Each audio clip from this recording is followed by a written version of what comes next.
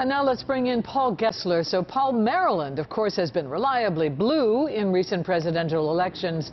What are the state's latest polling numbers, however, and the trend of how voters will be casting their ballots, in person or by the mail? Paul?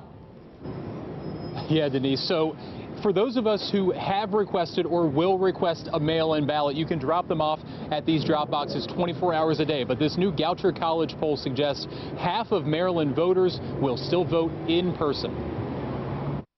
Joe Biden's more than 30-point lead over President Trump in Thursday's Goucher College poll reflects how Trump fared in Maryland in 2016. He's popular among Republicans, but there's just not that many of them here in Maryland. Pollster Dr. Malia Cromer says Biden's lead here is almost historic. Our numbers, I think, really reflect the problems that President Donald Trump has had making inroads with individuals outside of his Republican base. Then there's the issue of mail-in voting. With 12 days left to request a ballot by mail, more than 1.4 million Marylanders have already requested a mail-in ballot.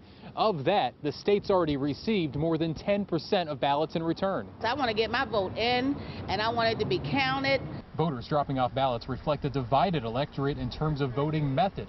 The poll shows a split between those who plan to vote in person, either early or on Election Day, and by mail, either mailing or using a drop box. I had leg problems. I can't stand in line or nothing like that, so I figured just as easy, get it mailed to my house. I know people that's got illnesses, but they're saying that they're going to come down and do it in person because they don't trust the box. If that's what they want to do, then that's fine, but I would wish that they would drop it off here at a box. Deeper in that data, there is a partisan divide on ballot preference. Dr. Cromer attributes it to President Trump's false attacks on mail-in voting.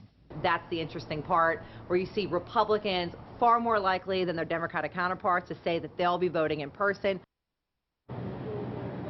Back live now. Now, those numbers bear out so far in mail-in ballots received. According to the State Board of Elections, Democratic ballots returned outnumber Republican ballots more than 5-1. You have until October 20th to request a mail-in ballot. Early voting in person begins October 26th. And this, the Southeast Anchor Library in Highlandtown, is one of those early voting locations. That's where we are reporting live at 5 tonight. I'm Paul Gessler for WJZ.